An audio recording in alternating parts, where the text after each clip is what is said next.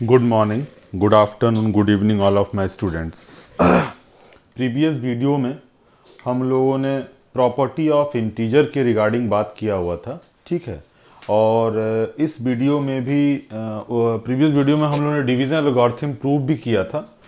तो सबसे पहले तो हम लोग डिवीजन एल्गोरिथम के रिगार्डिंग कुछ और रिमार्केबल चीज़ें देखेंगे और उसके बाद फिर हम लोग जो है डिवाइज़र और कॉमन डिवाइज़र और ग्रेटेस्ट कॉमन डिवाइज़र की बात करेंगे। और उसके बाद बड़ा ही एक पॉपुलर थ्योरम है डिवीजन ग्रेटेस्ट कॉमन डिवाइज़र के रिगार्डिंग यूक्लिडियन एल्गोरिथम के बारे में बात करेंगे, ठीक है। तो सबसे पहले तो हम डिवीजन एल्गोरिथम के कुछ रिमार्क बिल चीज़ों पे डिस्कस करते हुए, ठीक है। तो यहाँ पे अगर हम देखें तो सम यूजफुल रिमार्क, ठीक है। रिमार्क नंबर 1, आपने डिवीजन एल्गोरिथम में क्या प्रूफ किया था? By division algorithm we have this is a is equal to b q plus r की वैल्यू 0 से बड़ी और n से छोटी, ठीक है, सॉरी b से छोटी। तो आपने ये डिवीजन एल्गोरिथम में प्रूफ किया था कि अगर आप इस a को b से डिवाइड करते हैं तो वो q बार जाएगा और रिमाइंडर आपका r आएगा, और जो रिमाइंडर होगा वो 0 से बड़ा और r से ऑलवेज क्या होगा? छोटा होगा। रिमाइंडर आपका 0 भी हो सकता है, कल आपने देखा था। तो यहाँ पर the integer q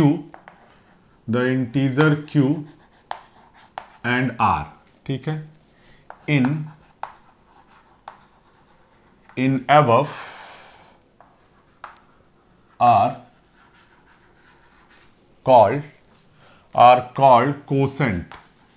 called quotient and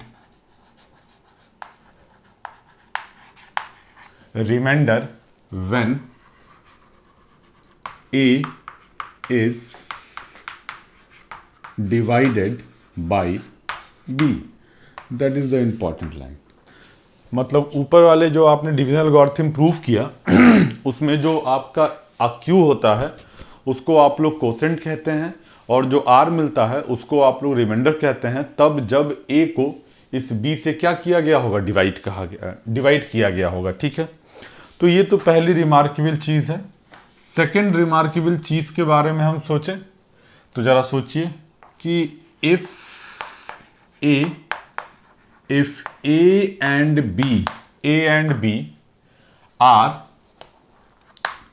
are integer with B is not equal to 0, then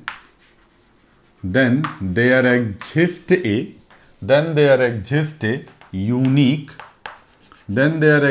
a unique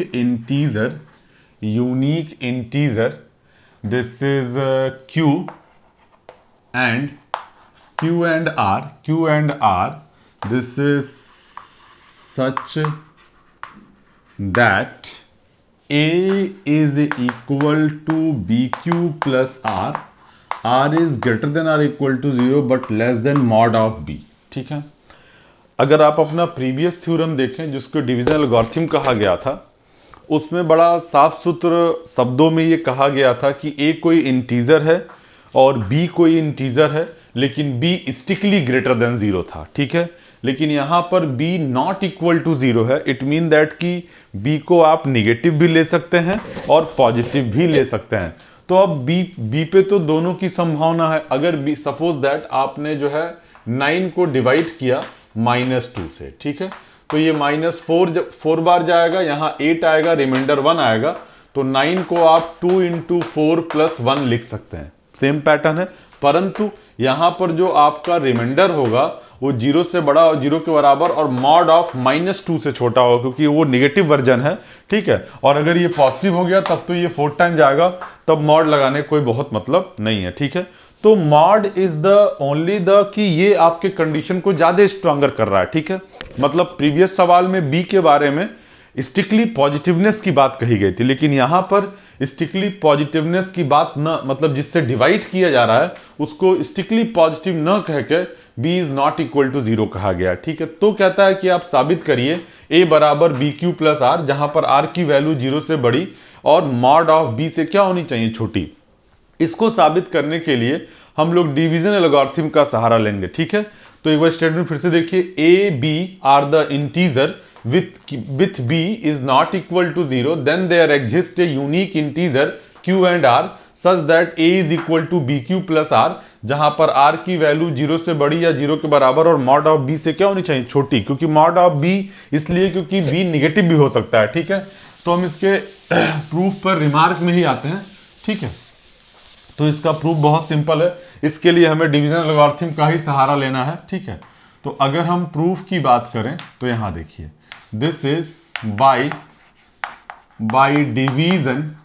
division algorithm, this is we have, क्या we have, this is a is equal to mod of b q dash. ठीक है, और plus r की value 0 से बड़ी और mod of b से छोटी। ठीक है, से इक्वेशन नंबर 1 आपको करना क्या होगा, अगर ये एग्जाम के फुल मार्क्स में आता है, सबसे पहले तो डिवीजन एल्गोरिथम प्रूफ कर लीजिएगा और जहां जहां b है वहां वहां मॉड ऑफ b रिप्लेस कर दीजिएगा और q को q डैश से रिप्लेस कर दीजिएगा। ठीक है, अब हमारा एजेंडा कैसे पूरा होगा, यहां देखिए, अगर हम यहां पे देखें तो दो केसेस के अंतर्गत, if b is greater than 0, मान लो b पॉजिटिव है, तब तो अगर आप ऑब्जर्व करें तो ये प्लस टाइम ही जाएगा। ठीक है, तो उस कंडीशन में आपको अगर b पॉजिटिव है, और दूसरी बात आप एब्सोल्यूट वैल्यू का डिफिनीशन जानते हैं, mod of x is equal to x if x is greater than 0, this is minus x if x is less than 0, this is 0 if x is equal to 0। ठीक है, तो यहां पे b greater than 0 है तो mod of b की value b हो जाएगी। ठीक है, and also put this is putting q dash is equal to q, then we have, क्या we have, a is equal to bq plus r की value जो है यहां पर 0 से बड़ी और मॉड ऑफ b से छोटी। इसमें कहीं कोई दिक्कत नहीं चाहिए, यहां पे मॉड रिप्लेस करने का कोई मतलब नहीं, मॉड रखिए तब भी कोई फर्क नहीं पड़ता है, मॉड न रखिए तब भी कोई फर्क नहीं पड़ता है, यहां पर ये रिप्लेसमेंट फॉर्मेट बदल सकता है। ठीक है, if b is less than 0, ठीक है, then in that situation mod of b is equal to minus b। तो ये तय है कि अगर b निगेटिव है तो आपका जो कोसेंट आएगा वो भी निगेटिव आएगा। ठीक है, तो आप यहां पर ऑब्जर्व कर सकते हैं, putting q dash is equal to minus q, this is we have. ठीक है, ऐसा आपको करना पड़ेगा। तो we have a is equal to b q plus r, क्योंकि देखिए यहां पर अगर आपने इसको माइनस कर दिया, ये भी माइनस, तब भी 9 को आप 2 इंटू 4 प्लस 1 ही लिखेंगे, भले वो निगेटिव वर्जन जा रहा है, लेकिन जो रिस्ट्रिक्शंस होंगे रिमाइंडर के लिए वो आपके 0 से बड़े और मॉड ऑफ -2 से छोटे हो जाएंगे। ठीक है, तो यहां पर भी r की वैल्यू 0 से बड़ी और मॉड ऑफ b से छोटी हो जाएगी। से इक्वेशन नंबर 3 2 और 3 को मिला दीजिए, तो from 2 and 3 we find that, क्या that, this is a is equal to bq plus r की वैल्यू 0 से बड़ी और मॉड ऑफ b से छोटी। ठीक है, तो this is the another form of the division algorithm. मैं फिर से इसको कंपाइल कर रहा हूं, आपको साबित करना था कि अगर a और b कोई इंटीजर है जहां पर b नॉट इक्वल टू 0 है, तो a is equal to b q plus r, जहां पर r की वैल्यू 0 से बड़ी या 0 के बराबर और मॉड ऑफ b से छोटी होनी चाहिए। पीछे वाले स्टेटमेंट में स्ट्रिक्टली कहा गया था कि b पॉजिटिव है, लेकिन यहां पे b नॉट इक्वल टू 0 कहने का मतलब आपको अपने दोनों संभावनाओं पे विचार करना होगा। पहली संभावना ये कि b आपका पॉजिटिव हो सकता है और दूसरी संभावना ये कि b निगेटिव हो सकता है। ठीक है, तो इसके लिए हम डिवीजन एल्गोरिथम में रिप्लेसमेंट कर रहे हैं, b को मॉड ऑफ b से रिप्लेस कर दिया, मॉड ऑफ बी तो पॉजिटिव होगा ही होगा, और क्यू को क्यू डैश से रिप्लेस कर दिया, इक्वेशन नंबर 1 प्राप्त किया। अब इस बी पे दो संभावना, अगर बी पॉजिटिव है तो मॉड लगाने का कोई मतलब नहीं, और ये क्यू डैश की वैल्यू भी क्यू बार जाएगा। जैसा मैंने बताया कि अगर आप जो है यहां पर 2 से 9 को डिवाइड करेंगे तो 4 बार, ये 8 रिमाइंडर दिस, तो 9 is equal to 2 into 4 plus 1, और जहां पे रिमाइंडर की वैल्यू 0 से बड़ी, और आप मॉड भी लगा सकते हैं, मॉड ऑफ दिस, ठीक है।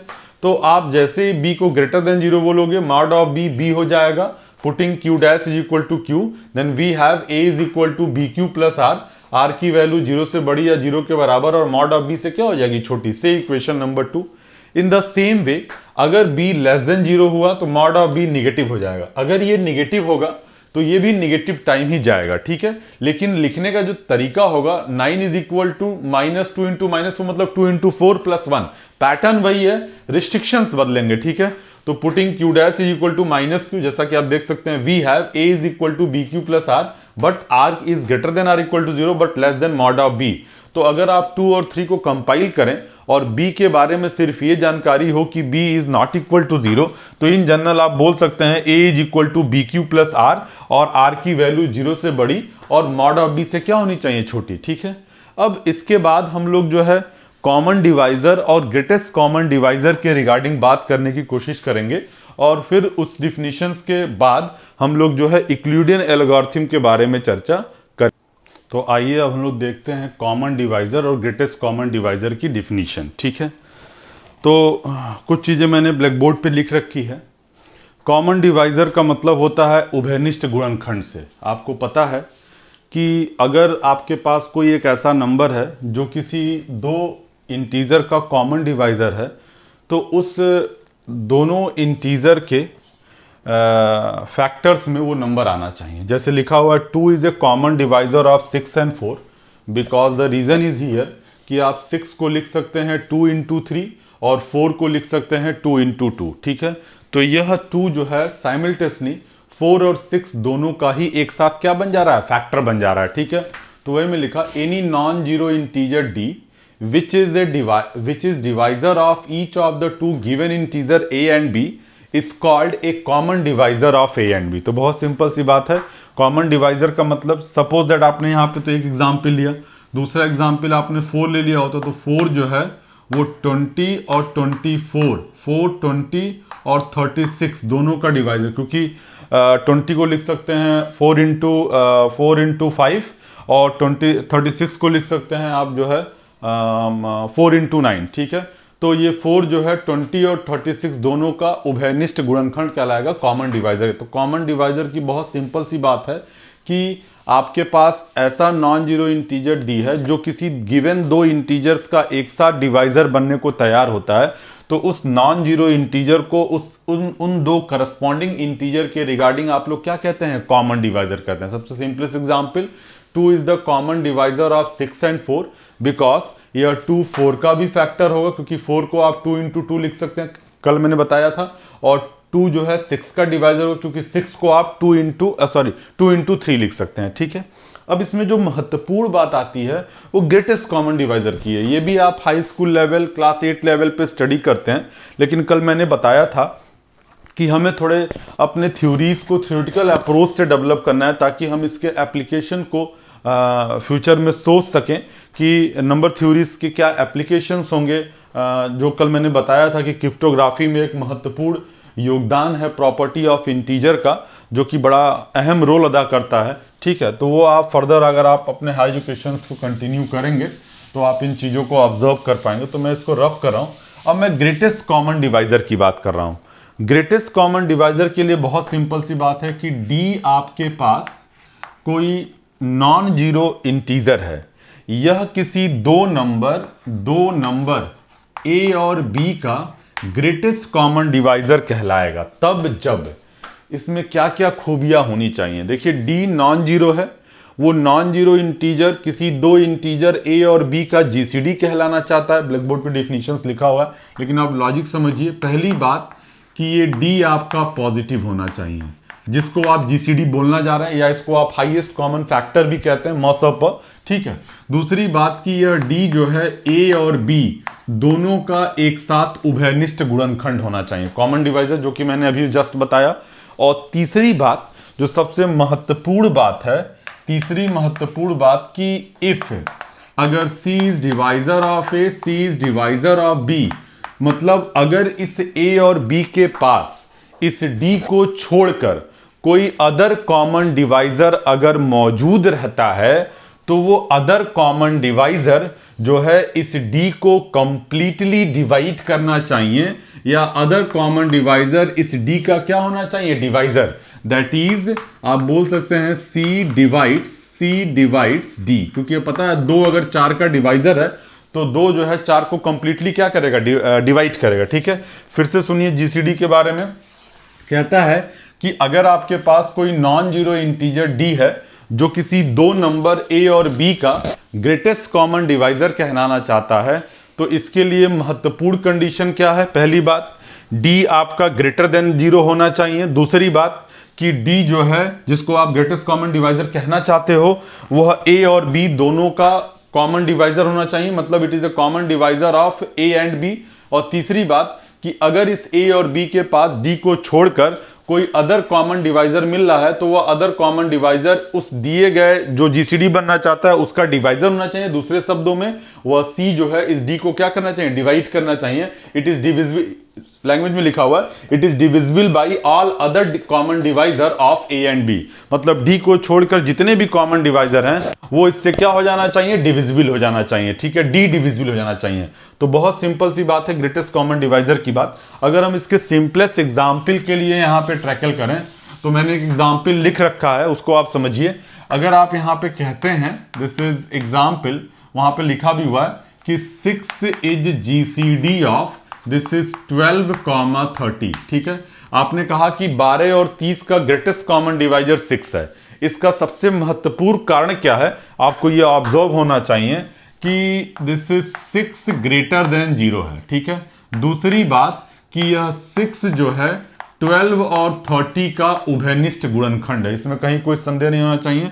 और तीसरी बात, +-2 भी 12 का डिवाइजर होगा, +-2 भी 30 का डिवाइजर होगा, +-30 भी 12 का डिवाइजर होगा, +-3 भी 30 का डिवाइजर होगा। तो ये ऑटोमेटिकली इंप्लाई करेगा कि +-2 भी आपको 6 को डिवाइड करेगा, और दिस इज 3 भी 6 को डिवाइड करेगा। इस कारण से यह 6 जो है इस 12 और 30 का जीसीडी बनने को तैयार हो रहा है। बहुत सिंपल सी बात, फिर से समझिए। मैंने कहा 12 और 30 के बीच का जीसीडी 6 है, तो अगर अपने डिफिनेशन को आप कंपेयर करके समझना चाहते हैं तो पहली बात तो 6 ग्रेटर देन 0 है। दूसरी बात कि यह 6 12 और 30 का उभयनिष्ठ फैक्टर है, कॉमन डिवाइजर है। और तीसरी बात कि अगर 12 और 30 के पास इस 6 को छोड़कर जितने अदर कॉमन डिवाइजर मिल रहे हैं वो सारी की सारी पॉसिबिलिटी इस 6 को डिवाइड करेगी। ये कंफर्म है, आप देख सकते हैं इस 12 और 30 का एक अदर कॉमन डिवाइजर होगा +-2, और 12 और 30 का एक अदर कॉमन डिवाइजर होगा +-3, और +-2 और +-3 जो है डेफिनेटली 6 को ऑलवेज डिवाइड करेंगे। इस कारण के वजह से यह 6 जो है 30 और 12 का क्या बन जा रहा है, जीसीडी बन जा रहा है। तो that is the some basic fundamental concept of the GCD. ये बहुत बेसिक डिफिनीशंस है जिनका थ्योरम्स में काफी यूज किया जाता है। हालांकि आपने जो है हाई स्कूल लेवल पे बहुत सारे प्रोसेस पढ़े हैं जीसीडी निकालने के, लेकिन ये बहुत फंडामेंटल है। हम आगे भी कुछ सवाल कराएंगे उन प्रोसेसेस के माध्यम से जो आप हाई स्कूल लेवल पे पढ़ते हैं, लेकिन हमारा जो इंटेंशन होगा वो सिर्फ हाई स्कूल लेवल की चीजों को स्टडी करना नहीं होगा, हम उनको आधार बना के बहुत सारी चीजों को आगे बढ़ाने का प्रयास करेंगे। ठीक है, अब हमने कुछ यूजफुल रिमार्क के बारे में कहा गया है। जैसा कि मैंने ऊपर लिखा हुआ, जीसीडी को आप डिनोट करते हैं, अगर आपके पास इंटीजर A और B हैं तो इनके जीसीडी को आप डिनोट करते हैं दिस इज D से, D इज द जीसीडी, और some time this is A, B can be written as D.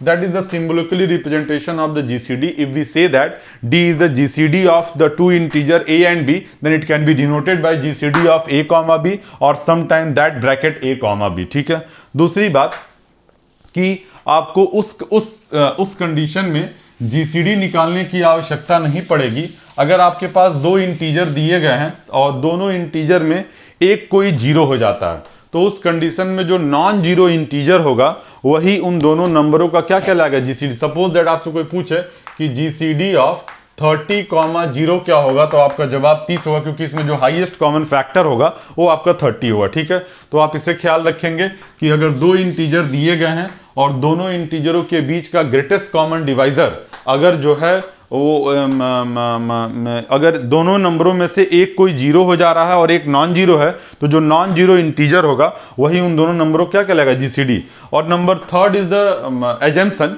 क्योंकि कहा गया है कि आपके पास जो इंटीजर्स हैं अगर वो दोनों जीरो हो जा रहे हैं तब तो फिर आपको कुछ कंक्लूड नहीं करना है और जीरो ही उसका जीसीडी हो जाएगा, ये एजम्पशन है। ठीक है, क्योंकि आप फैक्टोरियल जीरो की वैल्यू 1 बोलते हैं, इसके पीछे कोई लॉजिक नहीं दिया जाता। ठीक है, वैसे ही अगर दो इंटीजर दिए गए हैं दोनों ही जीरो हो जाते हैं तो दैट शुड बी एजम्पशन कि जीरो जो है उन दोनों इंटीजर्स के बीच का क्या कहलाएगा, जीसीडी कहलाएगा। चौथी बात अगर आप देखें तो अगर आपके पास दो नंबर दिए गए हैं, दोनों इंटीजरों के बीच का ग्रेटेस्ट कॉमन डिवाइजर अगर 1 हो जाता है तो उस कंडीशन में वो दोनों इंटीजर एक दूसरे के रिलेटिवली प्राइम कहलाते हैं। That is a very important line कि अगर दो इंटीजर आपके पास दिए गए हैं और उन दोनों इंटीजरों के बीच का ग्रेटेस्ट कॉमन डिवाइजर अगर 1 होता है तो वो दोनों इंटीजर एक दूसरे के जो है रिलेटिवली प्राइम या को प्राइम कहलाते हैं। सपोज दैट आपने ये लिया 2,5, 2,5 के बीच का ग्रेटेस्ट कॉमन डिवाइजर 1 होगा। ठीक है, तो अगर 2,5 के बीच का ग्रेटेस्ट कॉमन डिवाइजर 1 होगा तो डेफिनेटली 2 और 5 एक दूसरे के रिलेटिवली प्राइम या जो है ये जरूरी नहीं कि दोनों प्राइम होने चाहिए, मुद्दा यह है कि दोनों के बीच का ग्रेटेस्ट कॉमन डिवाइजर 1 होना चाहिए। ठीक है, और अगर ग्रेटेस्ट कॉमन डिवाइजर 1 हो जाता है तो उस कंडीशन में ये दोनों ही इंटीजर एक दूसरे के क्या कहलाएंगे, प्राइम। तो ये को प्राइम वाली बात अक्सर एग्जाम में जो है काफी थ्योरम्स में इंपॉर्टेंट है। तो बहुत सिंपल सी बात है कि अगर दो इंटीजर ए और बी इस प्रकार से हैं और उनके बीच का ग्रेटेस्ट कॉमन डिवाइजर अगर 1 हो जाता है तो वो दोनों ही इंटीजर एक दूसरे के रिलेटिवली प्राइम कहलाएंगे। ठीक है, अब इसके रिगार्डिंग एक बड़ा महत्वपूर्ण थ्योरम हम डेवलप करने जा रहे हैं जिसको हम लोग यूक्लिडियन एल्गोरिथम कहते हैं। आइए अब हम लोग जो है यूक्लिडियन एल्गोरिथम देखने चलते हैं। यूक्लिडियन एल्गोरिथम जीसीडी के रिगार्डिंग एक बहुत ही महत्वपूर्ण थ्योरम है। अभी आपने बोला था कि 6 जो है वो जीसीडी है 12,30 का। ठीक है, तो यूक्लिडियन साहब ने क्या दिया था, उन्होंने अपने स्टेट में, अक्सर ये सवाल इस तरह से एग्जाम में आते हैं, state and proof Euclidean algorithm. तो आपको स्टेटमेंट भी याद रखना होता है। बहुत ही सिंपल सा स्टेटमेंट है कि any two non zero integer a and b has a unique GCD such that GCD can be represented D is equal to ma plus nb for some m comma n is belongs to Z। क्या इसका मतलब है, आपने देखिए 12 और 30 के बीच का GCD 6 कहा। अगर हम इस यूक्लिडियन एल्गोरिथम के साहब के स्टेटमेंट को देखें तो इनके अकॉर्डिंग 6 को दो लीनियर कॉम्बिनेशन के पेयर के सम में रिप्रेजेंट किया जाता है। ठीक है, कैसे, देखिए 12 इंटू आप यहां पे कर लीजिए 3 प्लस 30 इंटू 1 कर लीजिए, सॉल्व करेंगे आपकी वैल्यू 6 मिलेगी। आप देखिए, क्योंकि 12 3 जा 36 और ये sorry this is -1, this is -1, तो यहां पर m की वैल्यू 3 है और n की वैल्यू -1 है और इनको सॉल्व करने पर रिजल्टेंट आपका 6 मिल रहा है। ऐसा नहीं है कि आपको इसी के अकॉर्डिंग चल रहा है, आप यहां पर 12 इंटू यहाँ पे आप 30 इंटू 2 कर सकते हैं, तो ये 60 हो जाएगा। ठीक है, और 60 में से अगर आप 48 घटाते हैं तो इसको एक और लीनियर कॉम्बिनेशन, मतलब मेरा कहने मतलब है कि m और n यूनिक नहीं है। ठीक है, तो हम और क्या कर सकते हैं, दिस इज 12 इंटू 4, देखिए -2। ठीक है, और प्लस 30 इंटू +1, मतलब 12 दूना 24 होगा, -24 प्लस 30 का रिजल्टेंट भी सॉल्व करने के बाद 6 आएगा। तो मैं कहना क्या चाह रहा हूं कि ये जीसीडी यूनिक है, लेकिन यम और यन के यूनिकनेस के बारे में आप कंफर्म नहीं है। ठीक है, ये वैरी कर सकता है। तो बहुत ही सिंपल सी बात यूक्लिडियन साहब ने दिया कि अगर आपके पास दो नॉन जीरो इंटीजर्स हैं तो उनके बीच सदैव एक अद्वितीय unique greatest common divisor exist करेगा, जहां पर उस ग्रेटेस्ट कॉमन डिवाइजर को आप यम ए प्लस एन बी के रूप में लिख सकते हैं, क्योंकि ए और बी का ही तो ग्रेटेस्ट कॉमन डिवाइजर है, और जहां पर यम और एन जो है कोई इंटीजर होते होंगे। This m and n is not unique, ठीक है, बट डी इज यूनिक। तो दैट इज योर ऑब्जेक्टिव, ये आपका लक्ष्य है। अब हमें यह साबित करना है कि ए और बी के बीच, पहली बात तो ए और बी दो इंटीजर्स हैं, उनको किसी तरीके से डी बराबर m a plus n b लिखा जाए। और अगर डी बराबर एम ए प्लस, हमको जो प्रूफ करना है, m a plus n b अगर लिखा गया है, तो आपको दूसरा ऑब्जेक्टिव यह है कि आपको साबित करना होगा कि m a plus n b solve करने पर जो संख्या, जो इंटीजर प्राप्त हो रही है, वो प्राप्त इंटीजर उस ए और बी का ग्रेटेस्ट कॉमन डिवाइजर बनने का अपने अंदर कैरेक्टर रखता है, ठीक है। और अगर हम इतना साबित कर लेंगे तो तीसरी बात हम ये साबित करेंगे कि जो डी मिल रहा है वो ए और बी के रिगार्डिंग जो है यूनिक ग्रेटेस्ट कॉमन डिवाइजर होगा। मतलब उस m a plus n b को सॉल्व करके जो डी मिल रहा है, उसके सिवा कुछ और सॉल्व करने पे मिल रहा है, तो वो उसका जीसीडी बनने को तैयार नहीं होगा। तो यहां पर ये थ्योरम को आपको 3 सेक्शन में बांटा गया। पहली बात कि किसी तरीके से डी बराबर m a plus n b लिखा जाए due to the given condition. दूसरी बात कि जिसको डी बराबर m a plus n b लिखा गया है वो इस ए और बी का ग्रेटेस्ट कॉमन डिवाइजर बनने को तैयार होना चाहिए। ग्रेटेस्ट कॉमन डिवाइजर बनने का मतलब कि वो सबसे पहले तो ए और बी का कॉमन डिवाइजर हो, और दूसरी बात कि ए और बी के पास अगर कोई और कॉमन डिवाइजर बन रहा है तो वो उस जो है डी को डिवाइड करना चाहिए। और तीसरी बात कि ये जो डी मिल रहा है वो आपका यूनिक होना चाहिए। तो मैंने यूनिकनेस के ऊपर हमेशा फोकस किया है कि हमेशा उसके रिगार्डिंग आप दो बातों को मानेंगे और उन दोनों बातों को आपस में बराबर दिखाने का क्या करेंगे, प्रयास करेंगे, ठीक है। तो हमारा ऑब्जेक्टिव बहुत ही ट्रांसपेरेंट है, जिसके अकॉर्डिंग हम काम करने जा रहे हैं, ठीक है। नाउ अगर आप यहां पे देखें तो given a and b belongs to z, ठीक है, a and b belongs to z, ठीक है, such that here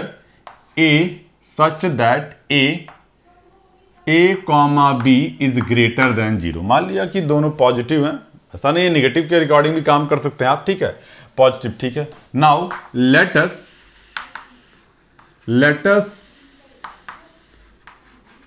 construct N infinite set A is given by A is equal to XA plus YB such that for every X comma Y belongs to Z। इसमें कहीं कोई तकलीफ नहीं। कल मैंने इस लॉजिक का इस्तेमाल कल मैंने डिवीजन लॉगरिथम में भी किया था, ठीक है। जैसे यहां पर अगर देखें तो ए आप डिफाइन कर रहे हैं 12x plus 30y such that x comma y कहाँ बिलोंग करता है, जेड में। अब सोचिए यार कि जेड इंटीजर्स है, और कल मैंने फोकस किया था कि इंटीजर जो होता है वो इनफाइनाइट सेट है, और अगर इंटीजर इनफाइनाइट सेट है तो इस बात में कोई संदेह नहीं कि ए भी एक इनफाइनाइट सेट होगा। तो वही बात लिखा गया है कि let us construct an infinite set A is given by a is equal to xa plus yb such that x comma y belongs to z। अब जरा सोचो, a और b पता नहीं क्या है, लेकिन जो भी है एक कंडीशन तैयार किया गया है, ठीक है। a और b इंटीजर्स हैं। अब x के किसी x का कोई वैल्यू आपने रखा, मान लीजिए a और b at the time fix है, 6 और 12 और 30 फिक्स है, लेकिन x और y रन करेगा, तो इस a के बहुत सारे एलिमेंट आपके पॉजिटिव भी होंगे और बहुत सारे एलिमेंट आपके नेगेटिव भी होंगे। इसमें तो कहीं कोई संदेह नहीं होना चाहिए। पॉजिटिव सिचुएशन भी आ सकती है, नेगेटिव सिचुएशन भी आ सकती है, और अगर पॉजिटिव एलिमेंट है तो कहीं ना कहीं इंटीजर का खेल है। तो कल मैंने बताया था कि एक रेजिंग सेट होगा। रेजिंग सेट का मतलब कोई ना कोई एक स्मॉलेस्ट एलिमेंट होगा, ठीक है। तो अब हम अगला सेट क्या डिफाइन कर रहे हैं, गौर करिएगा। Let b be a set of all positive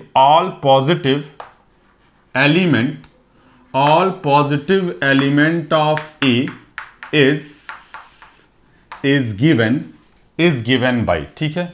this is B is equal to XA this is Y B which is greater than 0 for every X comma Y belongs to Z is subset of A. इसमें तो कहीं कोई संदेह नहीं होना चाहिए कि आपने ए के अंदर ए के उन तथ्यों को बी में रखने का प्रयास किया जो कि पॉजिटिव हैं। ठीक है, अब हमारा ऑब्जेक्टिव क्या है कि ये जरूर एक कंडीशन है कि x और y के किसी पर्टिकुलर वैल्यू के लिए जो ये लीनियर कॉम्बिनेशन सॉल्व होगा वो सॉल्व होने पर पॉजिटिव एलिमेंट मिलेगा और वो b का सबसे छोटा एलिमेंट होगा। इस बात की परिकल्पना बिल्कुल आप अपने मेमोरी में क्रिएट कर सकते हैं। कारण सिर्फ ये है क्योंकि b जो है वो इंटीजर का कलेक्शन है और इंटीजर हमेशा राइजिंग सेट होता है, वो आगे कंटिन्यूअसली बढ़ता जाता है। ठीक है, 1 के बाद 2 आएगा, 2 के बाद 3 आएगा। 1 और 2 के गैप को इंटीजर कंसीडर नहीं करता है,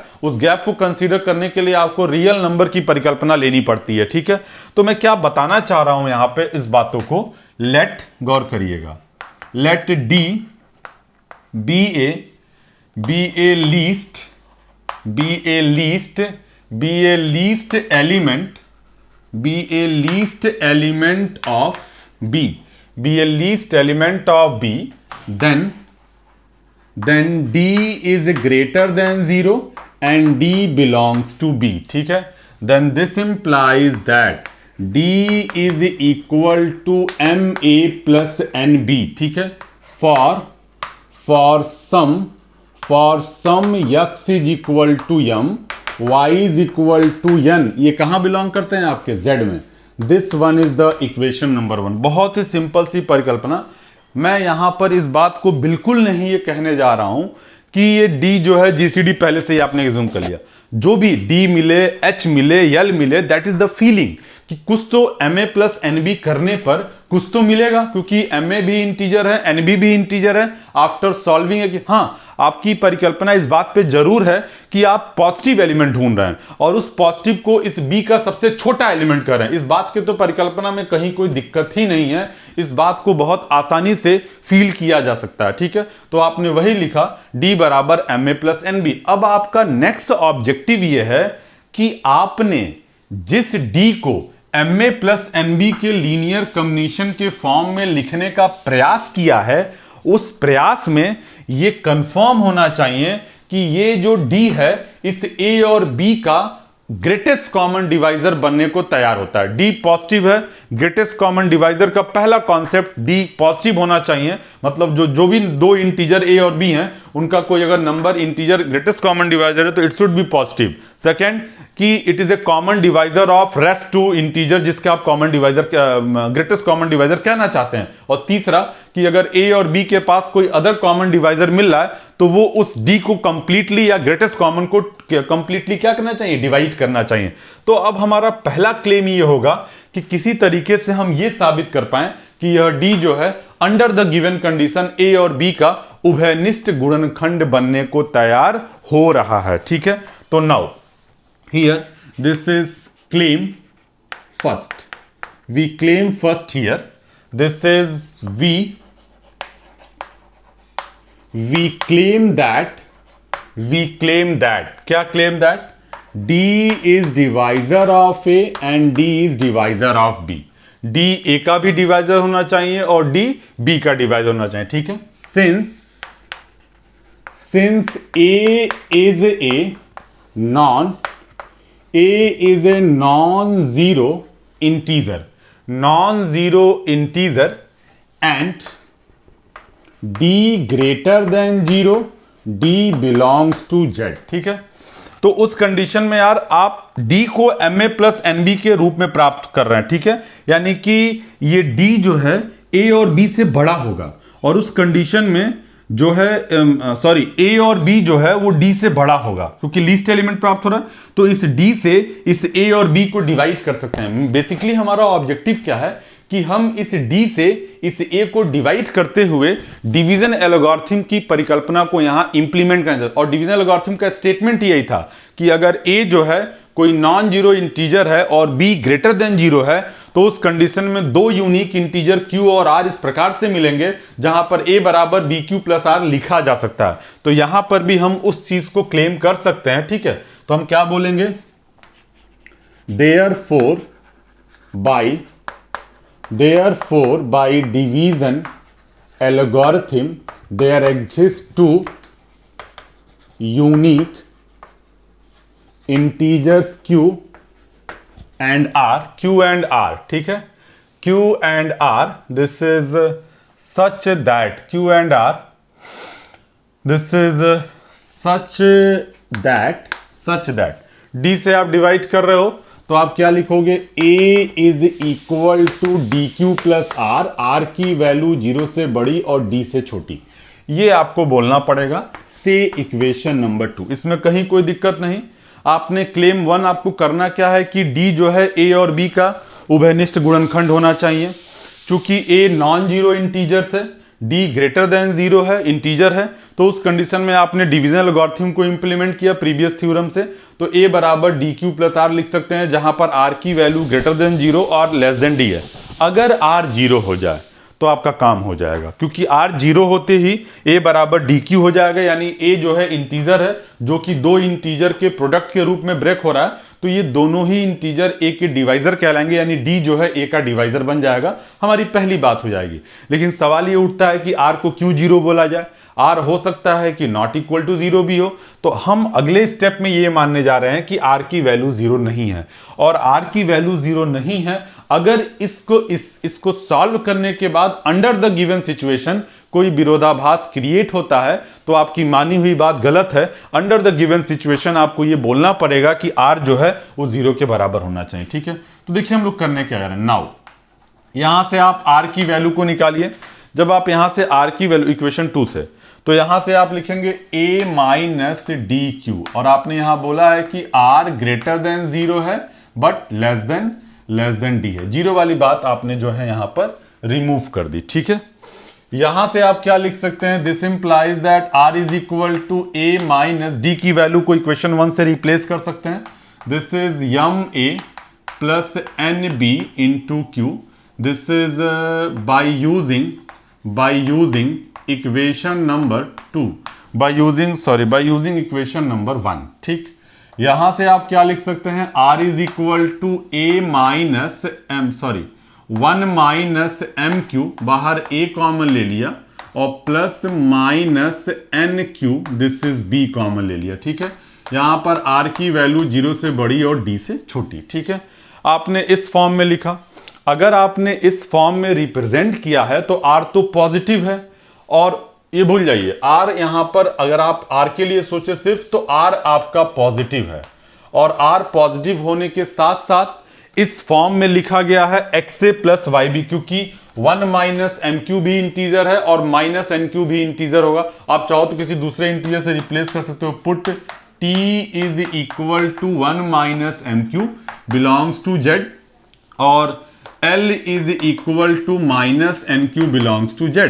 तो यहां से आप क्या बोलेंगे, r is equal to this is t a plus l b, r is greater than 0, यानी कि t भी इंटीजर है, l भी इंटीजर है। इन दोनों को सॉल्व करने के बाद r मिल रहा है, तो डेफिनेटली इस r की जगह कहां होनी चाहिए, b में, क्योंकि r ग्रेटर देन 0 है और वो इस फॉर्म में रिप्रेजेंट हो रहा है। यानी आप यहां से बोलने में बिल्कुल स्वाभाविक सी बात है कि r is the element of b। अब इससे समस्या क्या आपके सामने आने वाली है, देखिएगा समस्या क्या आने वाली है कि since r belongs to b, r is greater than 0 and less than d, and that is your assumption d is the least element of b. How can possible?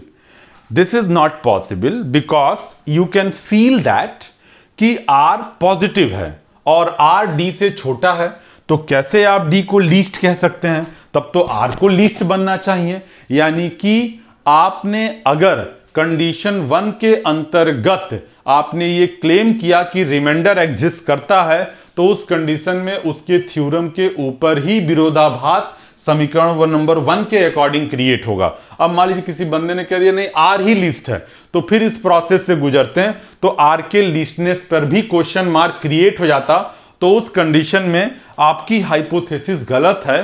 Under the given situation remainder को 0 होना पड़ेगा इस controversy से बचने के लिए। ठीक है, तो आप यहां क्या बोलेंगे, विच इज ए कंट्राडिक्शन। ठीक है, so our supposition is wrong. ठीक है, and hence R is equal to 0, and from equation 2 आपको मिल जाएगा A is equal to DQ, implies that D is divisor of A।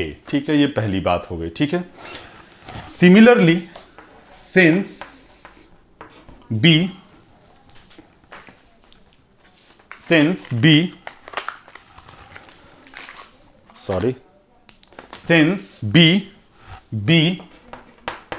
is a non-zero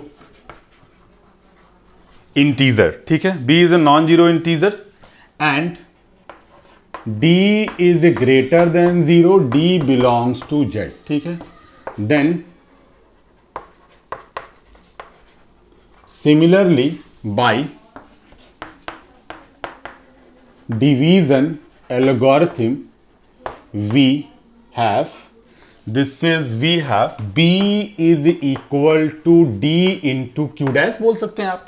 ठीक है, Q dash integer है, where Q dash is belongs to Z। This implies that D is divisor of this, hence we can conclude that D is divisor of A, D is divisor of B, that is D is a common divisor of A and B। ठीक है, this one is the equation number 3। तो फिर से एक बार समझिए कि D जो है वो कॉमन डिवाइजर बनने को तैयार हो रहा है A और B का। बहुत सिंपल सी बात इस पूरे प्रोसेस में आपने किया कि आपने एक सेट इनफाइनाइट कंसीडर किया इस प्रकार से। अब कहा कि इसके पॉजिटिव एलिमेंटों का सेट आपने B बना लिया। अब पॉजिटिव इंटीजर का सेट है तो कोई ना कोई लीस्ट एलिमेंट होगा। क्लेम किया कि D लीस्ट एलिमेंट है, तो लीस्ट तो x और y के किसी पर्टिकुलर वैल्यू के लिए ऐसा होगा। तो मान लिया कि x बराबर m और y बराबर, सब फीलिंग है जो आपके थ्योरम्स की तरफ रेस कर रही है। ठीक है, आपको ऐसा सेटअप करना है, लेकिन ऐसा फिजिबल है गणित की भाषाओं में। ठीक है, तो आपने कहा कि लीस्ट एलिमेंट है D, यानी कि किसी एक पर्टिकुलर वैल्यू के लिए दोनों को सॉल्व करने पर D मिलेगा। अब कहता है कि जो लीस्ट मिला हुआ है उसी को ग्रेटेस्ट कॉमन डिवाइजर बनना है A और B का, अगर आपने ऐसा रिप्रेजेंटेशन कर दिया है तो। ठीक है, तो ग्रेटेस्ट कॉमन डिवाइजर बनने के लिए D को पॉजिटिव होना चाहिए, और दूसरी बात कि D जो है A और B का उभयनिष्ठ गुणनखंड होना चाहिए, और तीसरी बात कि अगर A और B के पास इस D के सिवा कोई अदर कॉमन डिवाइजर मिल रहा है तो कंप्लीटली D को क्या करना चाहिए, डिवाइड करना चाहिए। तो पहले क्लेम में आपको यही करना है। ठीक है, तो D is the divisor of A, D ये आपका क्लेम है। A नॉन जीरो इंटीजर है, D पॉजिटिव है, तो यहां पर आप डिविजन एल्गोरिथम का स्टेटमेंट लागू कर सकते हैं। तो A बराबर DQ प्लस R, जहां पर R की वैल्यू 0 से बड़ी या 0 के बराबर और D से छोटी होगी। अगर R 0 हो जाए तो आपका काम हो जाएगा। क्यों काम हो जाएगा? क्योंकि तब आप A बराबर DQ लिख लेंगे, D भी इंटीजर है, Q भी इंटीजर है, यानी A को आप 2 टुकड़ों में बांट चुके होंगे। तो डेफिनेटली यह D जो है इस A का क्या कहलाएगा, डिवाइजर कहलाएगा। ठीक है, तो आपने ये पूरा प्रोसेस किया, क्लेम किया कि R 0 नहीं है। ठीक, कैलकुलेट किया तो देखा क्या कि R B में बिलोंग कर रहा है। ठीक है, R B में बिलोंग कर गया, R B का मेंबर है, R D से छोटा है, धनात्मक है, D लीस्ट एलिमेंट है। तो आप कैसे इतनी बातें एक साथ कंट्रोवर्सी क्रिएट करें? क्योंकि D लीस्ट है तो D से छोटा कोई और पॉजिटिव इंटीजर इस B का लीस्ट बनने को तैयार नहीं होना चाहिए। अगर सपोज दैट आपने मान लिया नहीं भैया B लीस्ट है, तो इसी प्रोसेस से B के लीस्टनेस पे भी सवाल पैदा होगा। ये सवाल तभी खत्म हो पाएगा जब R 0 हो जाए।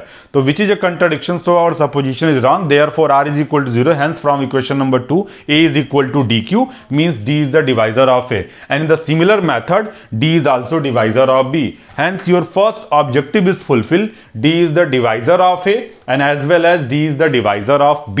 ठीक है, now your next step is here कि किसी तरीके से अगर इस A और B को के पास कोई अदर कॉमन डिवाइजर है तो वह इस d को क्या करना चाहिए, डिवाइड करना चाहिए। ठीक है, तो आइए देखते हैं हम लोग। Claim 2, this is claim 2। देखिए we claim that if C is if C is divisor of A, C is divisor of B implies that C is divisor of D। ये आपका ऑब्जेक्टिव है, इसको लेके चलिए।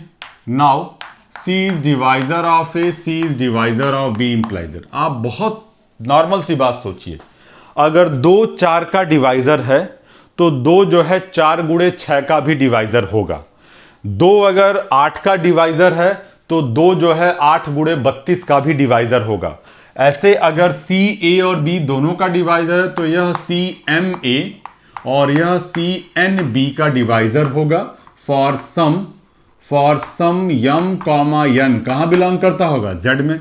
अब जरा सिंपल सी बात सोचिए, अगर 2 4 का गुणनखंड है और 2 6 का गुणनखंड है तो 2 जो है 4 धन 6 मतलब 2 10 का भी फैक्टर होगा, क्योंकि 10 बराबर 2 गुणे 5 आप लिख सकते हैं। वैसे अगर सी एम ए का डिवाइजर है और सी एन बी का डिवाइजर है तो यही सी आपका m a plus n b का डिवाइजर होगा। ठीक है, और आप यहां पर इक्वेशन नंबर 1 यूज कर सकते हैं। इक्वेशन नंबर 1 जैसे ही यूज करेंगे तो C is divisor of D, this is by using equation number 1, that is C divides D। तो that is your second objective कि C जो है वो D को क्या करता है, डिवाइड करता है। से इक्वेशन नंबर 4। अब जरा यहां पे कंपाइल करिए। From equation 1 3 and 4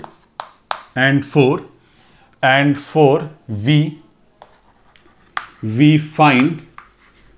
find that D is a GCD of A and B such that D is equal to MA plus NB। ठीक है, MA plus NB for some M, N belongs to Z। ठीक है, तो पहली बात तो आपने साबित कर दिया कि जिस D को आप MA plus NB के फॉर्म में लिख रहे थे वह D जो है उस A और B का ग्रेटेस्ट कॉमन डिवाइजर बनने को तैयार हो रहा है। अब थ्योरम की अगली बात क्या है, बड़ा थ्योरम है, थोड़ा सा आपको पेशेंस रख के समझना होगा। आप इसको पार्ट वाइज समझेंगे तो तभी आप एग्जाम में परफॉर्म कर पाएंगे। अगली बात आपको यह साबित करनी है कि ये जो D मिल रहा है इसके सिवा कोई और इंटीजर इस तरह के फॉर्म में नहीं लिखा जाएगा जो कि इस A और B का GCD बनने को तैयार हो जाना चाहिए। तो हमारी अगली बात होगी यूनिकनेस। आपको पता है कि मैंने हर जगह इस बात पे फोकस किया हुआ है कि अगर हमें यूनिकनेस दिखाना है तो उस कंडीशन में हमें 2 बातों को एज्यूम करना होगा और उन दोनों बातों को आपस में बराबर दिखाने का प्रयास करना होगा। तो यहां पर हम GCD को यूनिक दिखाना चाहते हैं तो हम मान लेंगे कि इसी A और B का GCD DB है और इसी A और B का जो GCD है वो आपका जो है D' भी है, और किसी तरीके से इन दोनों को आपस में क्या कर दिया जाए, बराबर कर दिया जाए। ठीक है, तो देखिए हम लोग क्या करने जा रहे हैं। इफ पॉसिबल हर जगह आपने ये काम किया हुआ। If possible let D and D', ठीक है, B to GCD of A and B, then we have क्या we have number 1 D is divisor of A, D is divisor of B, and also D dash is divisor of A, D dash is divisor of B। ठीक है, second first one is the D is greater than 0 and D dash is greater than 0। ठीक है, second D is divisor of A, D is divisor of B, and also d dash is divisor of a, d dash is divisor of b. ठीक है। Number third, if C is divisor of A, C is divisor of B, then C is divisor of D and C is divisor of D dash। ठीक है, मतलब अगर यह C, A और B का other common divisor है तो यह D को क्या करना चाहिए, डिवाइड करना चाहिए, और D डैश भी GCD है तो उसको भी ये क्या करना चाहिए, डिवाइड करना चाहिए। अब आपका लक्ष्य है किसी तरीके से बराबर दिखाने का। ठीक है, अब जरा मेरी बातों को ध्यान से ऑब्जर्व करिएगा। ठीक है, बहुत आसानी के साथ आप इसे कर पाएंगे। Since D dash is GCD of A comma B and also D is divisor of A and D is divisor of B। भूल जाइए कि एक टाइम में तो एक ही नंबर को GCD कहेंगे। अगर D dash इस A और B का GCD है और D इस A और B का कोई अदर कॉमन डिवाइजर है तो GCD का डिफिनीशन कहता है कि जो अदर कॉमन डिवाइजर है वह इस GCD को कंप्लीटली डिवाइड करना चाहिए। दूसरे शब्दों में जो अदर कॉमन डिवाइजर है वह इस GCD का डिवाइजर बन जाना चाहिए। तो आप यहां पे क्या बोलेंगे, D is divisor of D dash, this is D divides D dash. ठीक है, से इक्वेशन नंबर 5। ठीक है, again since D is GCD of A comma B and also D dash is divisor of A, D dash is divisor of B। ठीक है, अब जरा सोचिए, अब आप D को भी GCD बोल रहे हैं सवाल में, क्योंकि आपकी परिकल्पना ऐसी है, हाइपोथेसिस ऐसी है। तो अगर D को भी GCD of A comma B बोल रहे हैं, लेकिन उस कंडीशन में D डैश जो है A और B का अदर कॉमन डिवाइजर होगा, तो GCD का डिफिनीशन कहता है कि A और B के पास मिलने वाले अदर उभयनिष्ठ गुणनखंड जो है GCD को डिवाइड कर जाने चाहिए। यानी कि आप यहां पे क्या बोलेंगे, D dash is divides D, means this is D dash divides D से इक्वेशन नंबर 6। और यहां पे अगर आप 5 और 6 को कंपाइल कर दें तो वही D, दोनों इंटीजर्स हैं D और D डैश, तो D एक बार D डैश को डिवाइड करता है और D डैश D को करता है। ऐसा गणित में तभी संभव है इंटीजर के खेल में, जब ये दोनों इंटीजर एक दूसरे के क्या हो जाए, बराबर। ठीक है, तो now from 5 and 6 we get D is equal to D dash. ठीक है, hence the GCD is unique. ठीक है, फिर से सुनिए, आपने क्या किया, आपने कहा कि ये तो क्लियर है क्योंकि क्यों GCD बन रहा है। अब आपने कहा कि ये GCD यूनिक है, तो आपने दो GCD मान लिया A और B का। अगर दो माना यार तो दोनों GCD के करेक्टर को तो फॉलो करेंगे। तो D और D डैश पॉजिटिव होगा, D और D डैश A और B का कॉमन डिवाइजर होगा, और A और B के पास अगर कोई भी कॉमन डिवाइजर है तो A और B के GCD को वो कॉमन डिवाइजर डिवाइड करता है। ये फंडामेंटल डिफिनीशन है GCD की। ठीक है, नाउ अगर D डैश जो है GCD है A कॉमा B का, तो उस कंडीशन में D A और B का उभयनिष्ठ गुणनखंड होगा।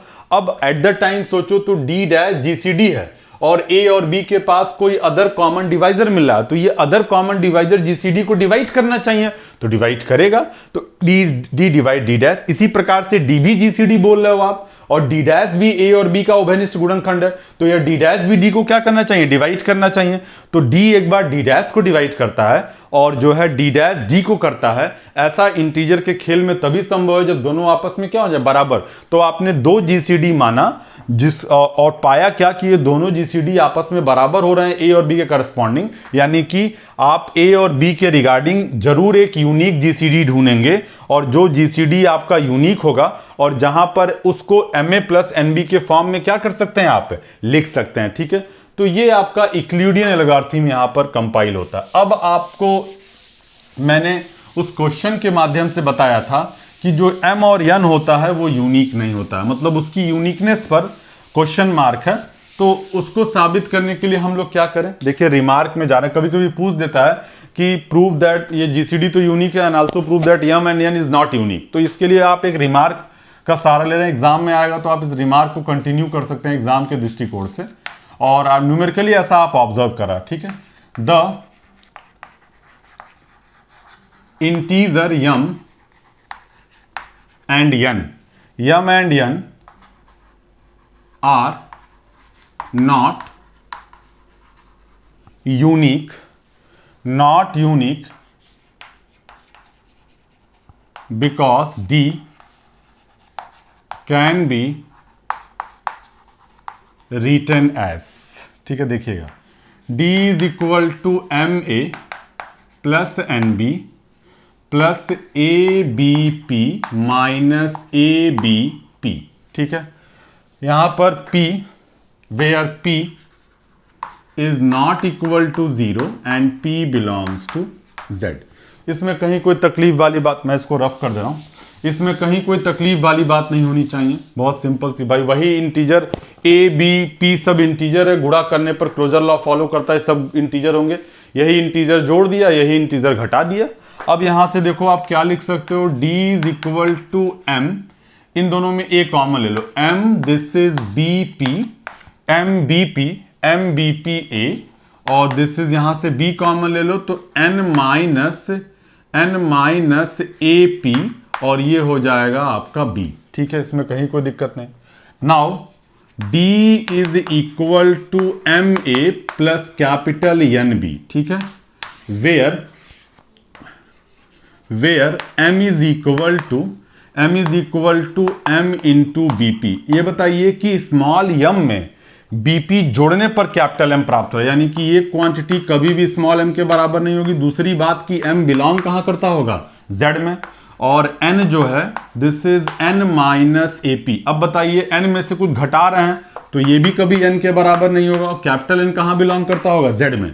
तो मैं यही बताना चाह रहा हूं कि जो ऊपर वाले थ्योरम में स्मॉल m और स्मॉल n आया है वो आपका यूनिक नहीं होता है, उसको दूसरे फॉर्म में भी रिप्रेजेंट कर सकते हैं, लेकिन जीसीडी आपका जो है वो यूनिक रहता है। देखिए मैंने एग्जाम्पल भी लिया था कि जीसीडी ऑफ 6,12, इसको मैं काउंटर कर रहा हूं समझाने के लिए, सॉरी 12,30 का जो जीसीडी आपने 6 लिया था तो आपने क्या पाया था, 12 इंटू 2 और प्लस -2 और 30 इंटू 1 इज इक्वल टू 6, ठीक है, या फिर 12 इंटू 3 प्लस 30 गुणे -1 इज आल्सो 6।